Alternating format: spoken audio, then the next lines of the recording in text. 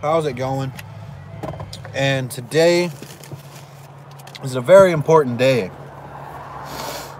Today is game one, determining if the Pistons can make the playoffs or not. But before we hop into today's topic, you guys know the drill. First steps first. By the subscribe button, there's a little bell notification icon. You want to hit that so that way you don't miss it when I post videos, comments, live streams. So you want to check those out. Then Instagram and Twitter, both are in the description. But without further ado, today's topic. Will the Detroit Pistons make the playoff? And you guys both can't be first. One of you was first. Sorry, Thomas, you came in second. But I strongly think the Pistons are going to make the playoffs. They should. I mean, you're playing Memphis tonight and half their team's out. So if you lose that game, you don't deserve to be in the playoffs. But they should win tonight, and they should win comfortably. And the Knicks, on the other hand, that's the one I'm scared about. That's the one that's got me concerned. Not because that they're good, but two things. They already got the worst seed locked up, so they're going to have the best chance of getting the number one seed, or not the seed, but, you know, the draft lottery pick. Had the highest chance for that. So, for once in their lives this season, they can go out with a game plan and try to win. So they are going to be prepared, and they will be determined to knock the Pistons out of the playoff. Because next season, there's a whole lot of speculations for the Knicks about getting Kevin Durant, getting Kyrie Irving, getting Zion. So they got potential to be a really good team next season. And to have a game like this, where you're already guaranteed to be the worst team in the NBA, and to have a chance to eliminate potentially a team from the playoffs, that's a huge boost on their shoulders. Plus, Henry Ellinson's been getting a lot of minutes over there, and he'll be looking to get his revenge on the Pistons for letting him go. So that is really the one that has me concerned. Can we beat the Knicks? Yes, of course we can beat the Knicks. Should we beat the Knicks? Yes, we should. But the NBA is weird. You don't have to be a good team to win. For example, Phoenix Suns, one of the worst teams in the NBA, have one of the best scorers in the league in Devin Booker, and he carries them to about 15 wins a year. Not good, but, I mean, he goes off and he scores high numbers, which, when you let someone go off like that, it's really hard to win those games. What he's done in Phoenix is really incredible, and how they lose games like that, I don't understand it. But something like that can happen any given night with any given team. All these guys are NBA players. They are the best players in the world. And it doesn't matter if you're Zaza on our bench or whatever. There is someone in the world that they are better at, and that's why they are in the NBA. So you can't take the concept of just because we're playing the Grizzlies and just because we're playing the Knicks, we're going to win. The Pistons have taken way too many games off this season. They have not earned that right. You have 2 games you're going to have to try and try and try. You're going to have Blake Griffin can't be the only person diving for the loose balls. You have to realize if you lose, you're going to be out. It's not the case because you can go 1-on-1 and still technically make it, but you can't have that mindset. You have to go in winning both these games, and they better win both these games. You're right. You're absolutely right. If they don't go 2-0, they really do not, in my eyes, deserve to be in the playoffs. And a lot of you guys were taking what I said in my last 2 videos kind of the wrong way I wanted you guys to take it. I don't have a problem making the playoffs if we go 1-1. I just don't like making the playoffs because a team lost. Like, if Miami and Charlotte lose, that's cool, better for us. But I don't want to make the playoffs that way. I personally want to have the pride and confidence to say, we beat those guys. We are in the playoffs. He is a game-time decision. They still don't know. You probably won't find out until later before Pistons Live. But, I mean, there's really no reason he should have to play. No one on Memphis is playing at all. And if you can't beat a G League team without Blake Griffin, then you shouldn't make the playoffs. That's how I feel about it. Because if you do make the playoffs, you are more than likely going to have to play Milwaukee. That is statistically what is going to happen. I mean, it's still possible we can move up to 7th, but it's not very likely. I just don't see Orlando falling. Orlando's got a big chip on their shoulder. But if you play Milwaukee, you're going to need Blake Griffin for all 5 or 4 of those games that's going to happen. Because if you play Milwaukee, you're at right now, if Blake's hurt, you're getting swept by Milwaukee. And that's what I was really mad about. Because you would have had today, yesterday, and tomorrow, I said that in a weird way, to rest Blake Griffin for the playoffs. But now if you make the playoffs, Blake Griffin's not going to be 100%. I still don't know if Reggie's fully healthy yet. Like, but another thing that I see with Reggie is we're not running the pick and roll. Which, when we made the playoffs 3 years ago, that was the primary play that we ran. And it's still the most effective play in today's NBA. Even the Golden State Warriors run it. Everyone has their own way of running it. But that makes Andre Drummond better. Drummond gets more touches that way. And that's really what Reggie thrives in. And if Blake's out, or if Blake's not 100%, that's really what you have to do. Because eventually what happens with the pick and roll makes it so effective is it's not just a two-man game. It's not just Reggie Jackson and Andre Drummond doing it. If you keep scoring down low, the defense has to collapse, which is going to give all your shooters that have been struggling very, very good looks. That's why Reggie Bullock, when he came here, went from averaging 1.6 points, whatever it was, to almost 13. It's because he had wide open looks because of it.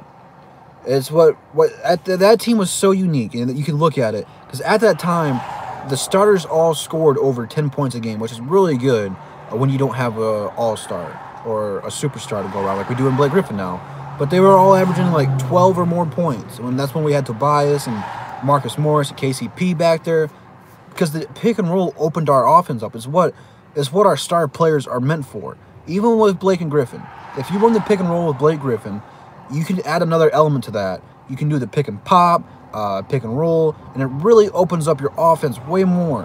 And it helps Reggie get some shots off, because Reggie's really good down low. I personally don't like Reggie becoming an off-ball player. It's just not in his arsenal, and that's the way we're using him right now.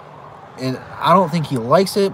That's why he wanted to leave OKC in the first spot, because really he wanted his opportunity to shine, because he is, when healthy, a very solid starter. Numbers show when he's healthy, we are really good. When he's not healthy, we suck. And I'm not saying he's an all-star or anything like that, but we're just not using him the way he needs to be used in order for us to be in the best position to win. It's Blake Griffin's team now, whether we want it to be or not. Everything goes through Blake Griffin, but you can see what's happened to Blake. Blake has done everything offensively for this team, and he's beat up because of it. He didn't really do a good job helping Blake Griffin out this much. Andre Drummond doesn't get any plays his way. He does everything from second chance points and cleaning everything up. Giving a pick and roll for Andre just 5 times a game, that's a couple more alley-oops here and there. The real key to the pick and roll, though, is, like I said, it opens up your offense. The floor spacing is good, because Blake this season has had his best career high in shooting threes. So you can't double off of Blake to help the pick and roll. You got to stay on all the shooters. All the shooters are going to have a field day. That's why teams like the Rockets and the Warriors are always so good at shooting threes, because they run the pick and roll and it opens it up. So like Clint Capella, he gets the pick and rolls, and they have to stop that because that's easy buckets. So then they have to force them to shoot around outside, and it works for them. When you give guys who can shoot the ball in the NBA open spots, it's just like a layup. They don't miss. And we have that player in Wayne Ellington. He is a very, very, very, very, very, very good three-point shooter. And having him in his hot spot, wherever that is on the floor, ready for the catch off the pick and roll, it's going to work. I don't know why we stopped running the pick and roll, but it just seems like every time we get the ball offensively, we don't really have a good play drawn up. There's no movement. We give the ball to Blake, and everyone just kind of stands around with their hand in their pants, just watching Blake Griffin go to work. And then when they get the ball, there's like 3 seconds on the shot clock, so they don't really have a good shot. So then it really falls on if Blake can't make the shot, or if the guy who gets the ball with 3 seconds doesn't make the shot, it's really on Andre Drummond to get the offensive rebound and put back dunk or layup or something. That's really been the problem this season. Your defense isn't there yet, which defense takes time to build as a team. You can get solid defensive players, but it's really the coach who has to put the emulate in the game plan, and then as a whole have to have that defensive mindset to be good. So when your defense isn't good and you don't have an effective offense, you're seeing what happens. And that's why everyone's so upset with this team right now. And I'm not hopping off the bandwagon or anything. I still love this team to this day. I got them tatted on my arm. I'm not leaving or nothing. But everyone knew the potential of this team was sky high. The sky was the limit for this team. And beginning of the season, us, all across YouTube, people on TNT, FS1, ESPN, NBA Network, all across the sporting world, realistically thought the Pistons could be an upset team to be the 4th seed or 5th or 6th seed at the worst. Which now, best case scenario is the 7th seed. So all those guys who are on this was played in the NBA, played against these guys, knew these guys for somewhat of a period on all the shows. You get the coach of the year, which is a momentum boost for you, and you're barely going to make the playoffs. That's just a disappointment because you have all the pieces to be a good team, but they're unmotivated.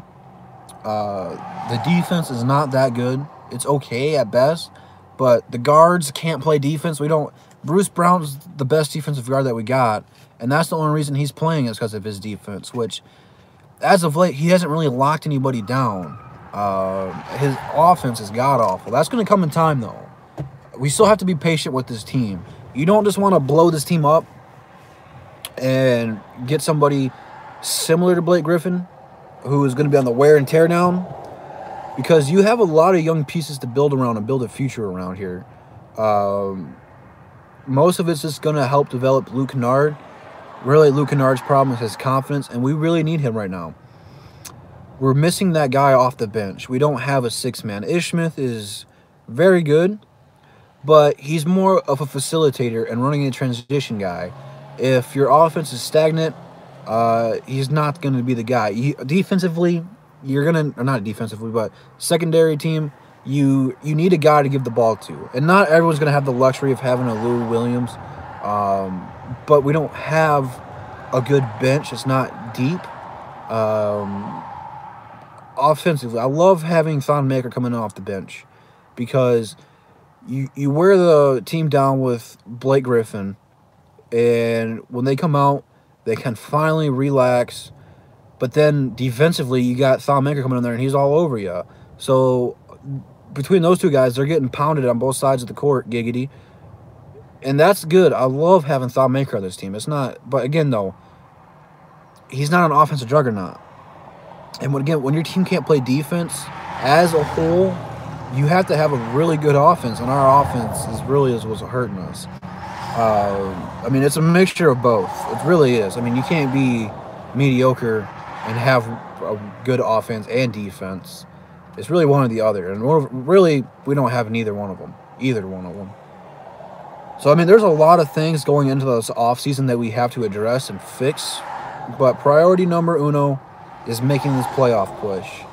You can't take these games off, which that's what's really bugged me. When Ish Smith went out and we went on that big slide, we all just thought it was chemistry issues and they didn't know how to play together yet. But then when Ish came back, we started winning games, which I love Ish, great player again, but he shouldn't have been the reason you lost those 20, 25 games or whatever it was. That's unacceptable.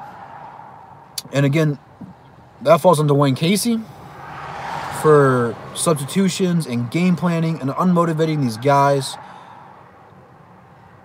you can only do so much as a player to get hyped. But when you don't have a game plan and the game plan is just give ball to Blake, you're not going to win that many games. Andre Drummond is one of the best plus-minus minutes players in the league. We are so much better when he's out there on the floor. Because when shots don't go in, he gets the offensive rebound and gets an easy layup or block or draws a foul or whatever it is.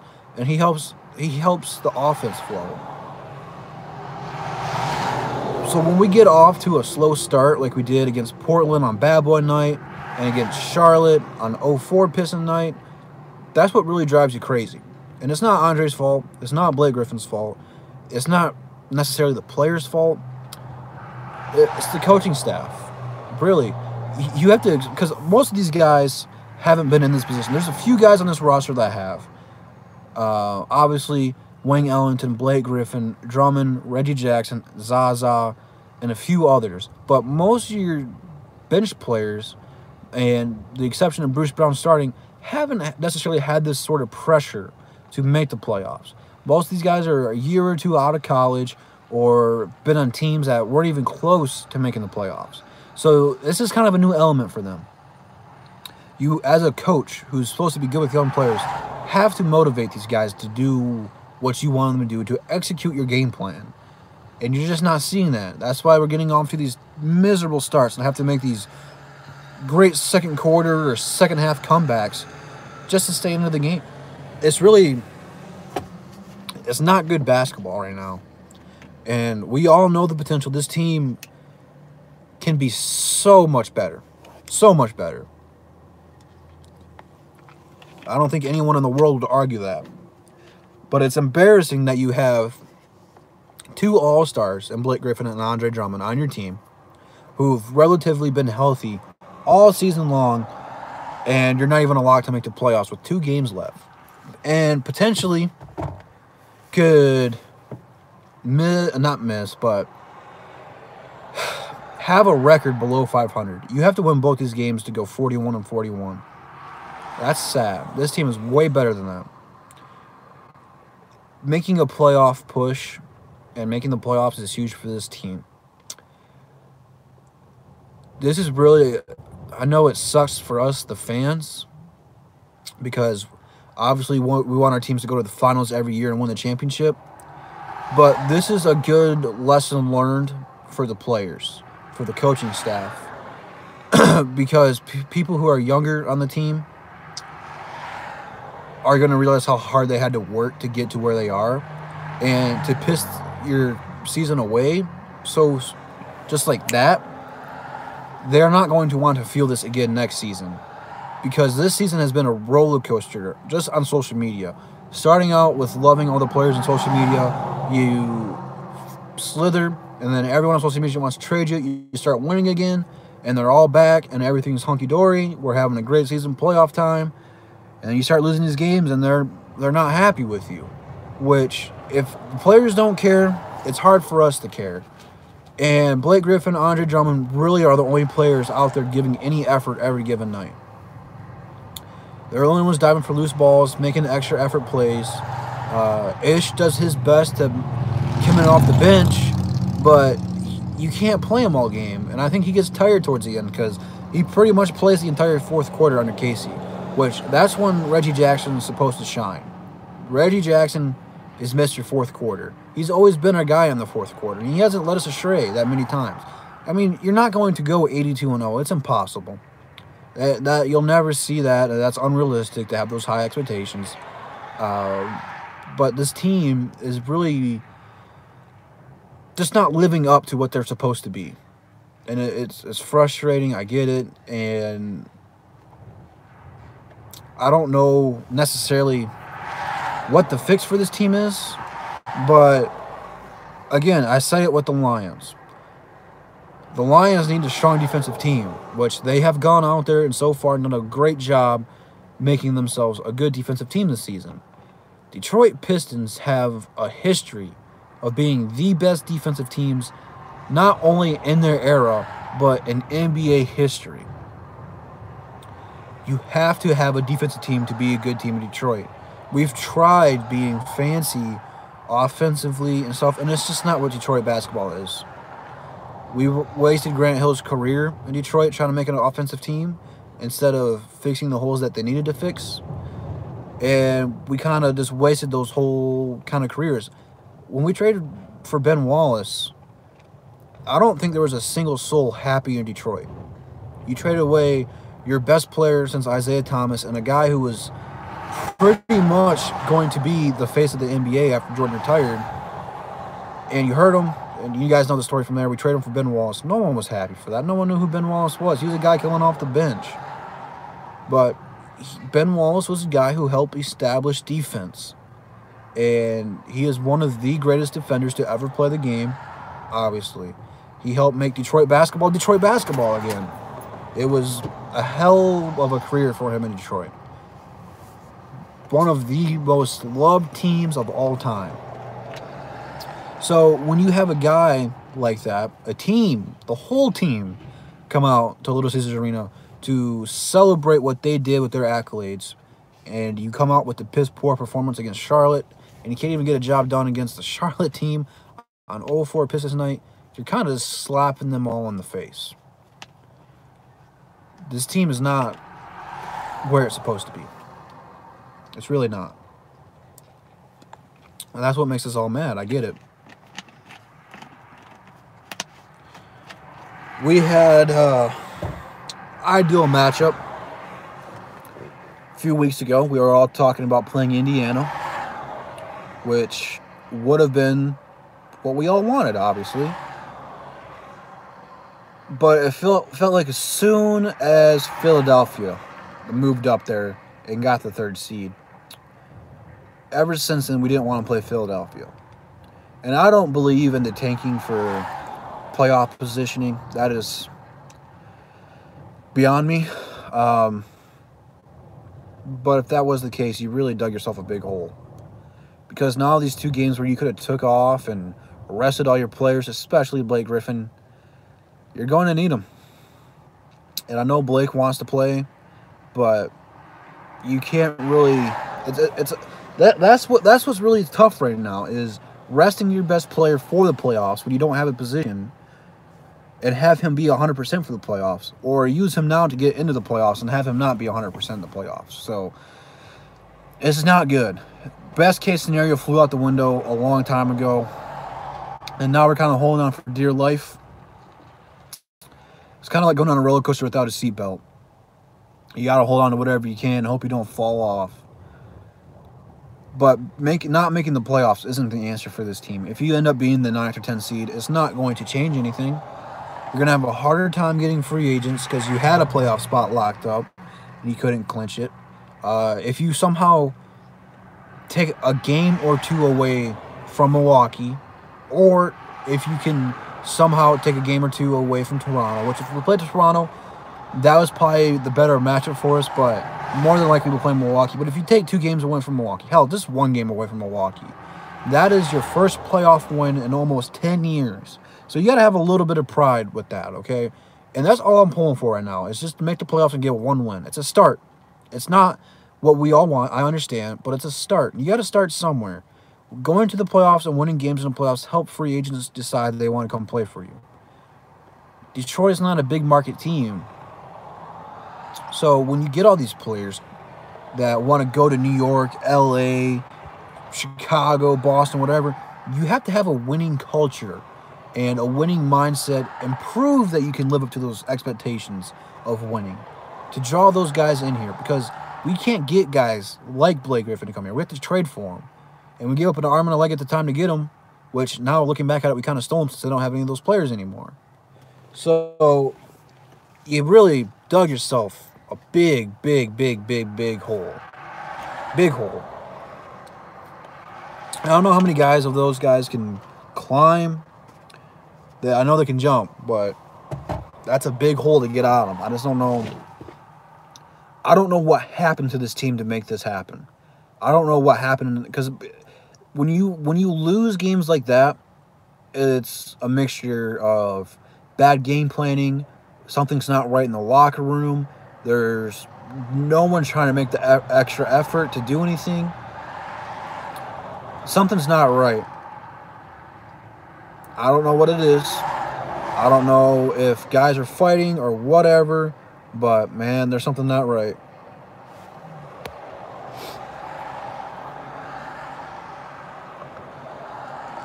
No, Blake Griffin's not going anywhere. He stays here. He's a building block. I think the cap space goes up. I think it goes up pretty high. If anyone gets traded, it's going to be Reggie Jackson. His trade value is probably going to be at its peak since he's proven that he can stay healthy for a year. And then I believe his contract would be on his final year. So there would be someone out there willing to get Reggie Jackson just for his contract. So that is something that is probably going to be a higher possibility, especially with free agents like Kemba Walker is out there. You could probably make a trade for another decent point guard. So I don't think Blake Griffin or Drummond are going anywhere. More than likely, you have to look at the guards. Outside of that, I mean, I don't really know who else would be traded, because I think the three people who are safe are Andre Drummond, Blake Griffin, and Thon Maker. Outside of that, I think anyone's pretty much on the table. But for guys like Luke Kennard or Kyrie Thomas and Bruce Brown who have potential, you're going to probably have to give up a couple draft picks. I'm not saying each guy deserves 2 first-rounders, but you probably have to give up a first-round pick to somebody else. So pretty much the primary guy on the trade block, if you want to put him on the trade block, would be Reggie Jackson, which I don't have a problem with that at all, because Ish Smith is a free agent after this season, I do believe. And I would love to see Kyrie Thomas become the backup point guard next season. But you're going to have to get someone really good at point guard. And you have to address someone at small forward, because Bruce Brown nor Wayne Ellington are a small forward. And Wayne Ellington isn't really a great defender. He's just a three-point shooter. So small forwards are really taking advantage. You need to get some length out there and really address that position. So point guard and small forward are really your two big targets, because you got versatile shooting guards. Galloway might be traded. I don't know. I'm not talking about trading our draft picks. I'm talking about getting draft picks for our players. But then you have to realize people like, because I'm not sure when Galloway contract expires. He either expires next season or the year after. That Van Gundy paid a lot of money for these guys. A lot of them. And I believe we finally stopped paying Josh Smith this season or next season. Thank God. That was abysmal. But you have a lot of cap space coming up in the next few years. The cap's going up. So you got more money to spend. Just don't do what Stan Van Gundy did. Don't overpay for mediocre players. Just get someone you know you can count on. Dwayne Casey is going to have a very strong influence on either if we do trades or signing people, because at the end of the day, he does coach the team. I know he doesn't run the front office or whatever, but he's got to get someone he knows. He really does. I don't know reason. I don't know. And I don't know quite yet. It's going to depend on where we fall, our draft position. Because if we can draft like we did the last season and get Bruce Brown and Kyrie Thomas like players for a good spot, you couldn't draft 2 better players than where you were at. I trust this team drafting and developing young players. But you need another veteran, because you don't have Jose Calderon, Zaza anymore. After this season, they're gone. Thank God. Get a real vet who's been somewhere, who has done something. Something meaningful. There just weren't role players on the team. That's really what you're missing. Blake Griffin's still learning how to be a leader. Andre Drummond's kind of learning off of Blake how to be a leader. Reggie Jackson's not a leader. You don't really have a true leader that you can trust.